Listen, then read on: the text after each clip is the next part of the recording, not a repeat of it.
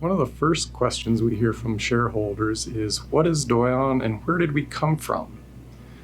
So many of us know that Doyon is the Alaska Native Regional Corporation for Interior Alaska, but they don't know what a regional corporation is or how we came to be. So the story really starts when Russia sold Alaska to the United States in the 1800s. In that treaty of cession, they preserved Aboriginal land rights. So about 100 years later, Alaska was made a state. Land claims still weren't completed by the United States government by then. So we had what's called Aboriginal title, and it was unlitigated.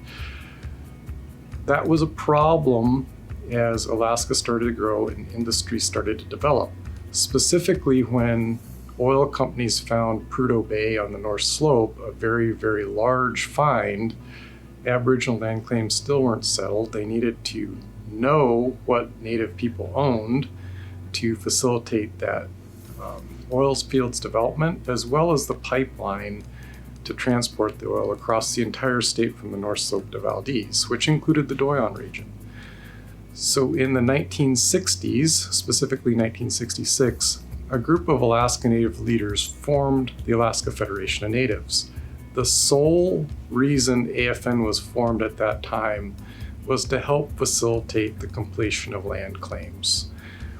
Within the United States, we probably heard about the reservation system. So Indian tribes in the lower 48 generally have a reservation that they occupy.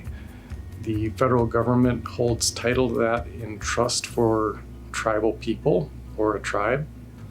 Our people here in Alaska didn't really like that system. In the interior in 1915, there was a meeting of the Tanana chiefs with government officials here in Fairbanks, and one of the early explanations by our tribal leaders that they didn't like the reservation system is recorded in the minutes of that meeting.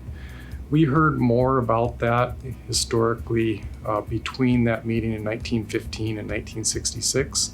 And the early meetings of AFN with congressional leaders and state leaders, people from across the state reiterated that they didn't want a reservation system.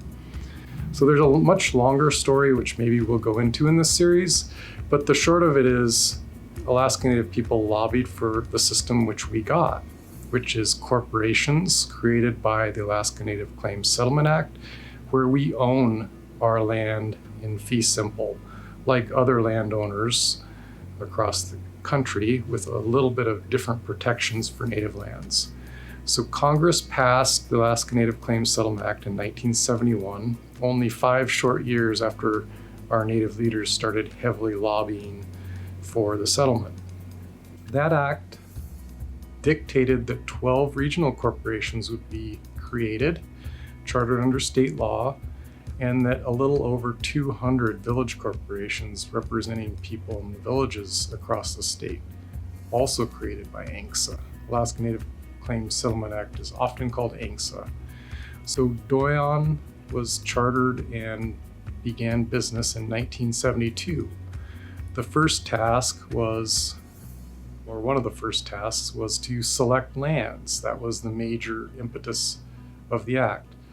Doyon has title or will get title to 12.5 million acres. That's a very, very large amount of land. Just for some perspective, it's more land than the states of New Hampshire and Vermont put together. It makes us probably the largest landowner in North America. We also had to enroll our shareholders, and we will specifically talk a little bit about shareholders in another segment. But originally we had 9,061 shareholders. They were Alaska Native people, so you had to be a quarter Alaska Native or more, with some tie to the Doyon region. So a lot of our original shareholders were Athabascan people that resided in our village communities across the region in 1972.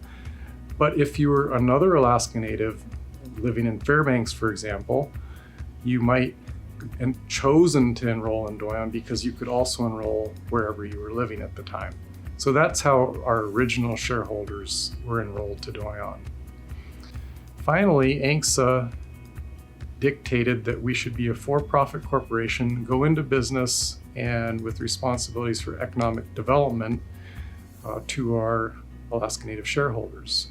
So again, in another segment, we'll talk a lot about our business, what we have today, what we started with, and the whole story in between.